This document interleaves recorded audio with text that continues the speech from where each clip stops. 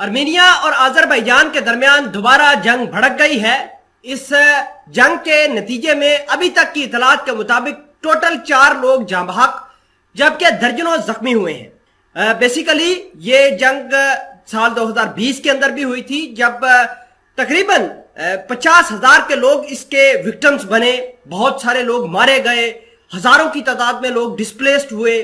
آج پھر دوبارہ نگورنو کاراباخ کے اندر جنگ شروع ہو گئی ہے اور وقفے سے جنگ جاری ہے، اور رشیا نے ڈائریکٹلی الزام جو ہے وہ آذربائیجان کے اوپر لگایا ہے اور کہا ہے کہ آذربائیجان ہی اس جنگ کا ابھی تک جو ہے وہ کلپریٹ ثابت ہوا ہے، رسپانسیبل ہے، اور دنیا والوں نے آذربائیجان اور آرمینیا کو امن رہنے کی اپیل بھی کی ہے اور کہا ہے کہ اگر اس طرح کی جنگ ہوگی تو دنیا کے اندر ایک نیا کرائسس آئے گا۔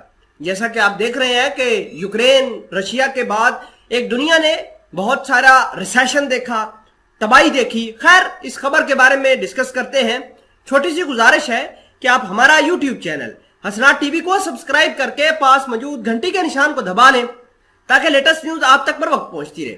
Azerbaijan says it quelled Armenian attack near Nagorno-Karabakh۔ Azerbaijan کا یہ ماننا ہے کہ آرمینیا نے پہلے اٹیک کیا۔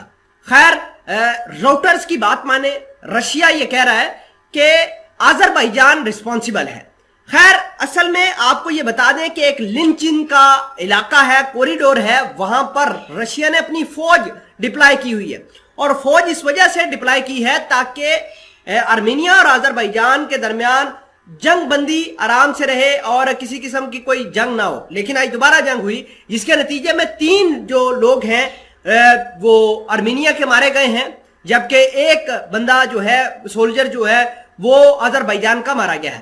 آرمینیا کے مطابق زیادہ تر جو لوگ جنگ کرنے کے لیے آ رہے ہیں وہ فارنرز ہیں اور کچھ ایسے لوگ ہیں جو دہشت گرد ہیں جو آرمینیا کے اوپر اٹیک کرنا چاہتے ہیں۔ آرمینیا کا یہ بھی ماننا ہے کہ آذربائیجان ایک پہاڑی کو اپنے قبضے میں لینے کی کوشش کر رہا تھا جس کو ہم نے اس اٹیمپٹ کو ناکام بنا دیا ہے۔ خیر، یہ دیکھنے والی بات ہے کہ یہ جنگ بہت زیادہ خطرناک ثابت ہو سکتی ہے، کیونکہ سال 2020 کے اندر دنیا نے دیکھا تقریباً 56,000 کے قریب لوگ جو ہے افیکٹ ہوئے تھے، جس میں سینکڑوں ہزاروں کی تعداد میں لوگ جاں بحق بھی ہوئے، لاکھوں کی تعداد میں لوگ ڈسپلیسڈ ہوئے، اور ابھی تک اس کے جو برنٹس ہیں وہ دنیا والے برداشت کر رہے ہیں۔ اب یورپی یونین کا بھی ایک ٹویٹ آیا ہے، آپ اپنی سکرین پر دیکھ رہے ہیں کہ Armenia Azerbaijan call for immediate cessation for latest hostilities around Lachin corridor and line of contact, say to key to de-escalate, fully respect the ceasefire and return to the negotiation table. EU remains committed to help overcome tensions.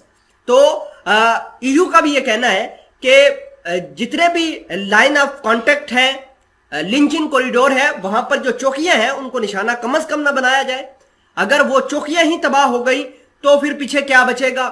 اور دنیا والے already جنگ کے اثرات برداشت کر رہے ہیں اور مزید ایک نئی جنگ کو برداشت کرنے کے قابل نہیں ہے۔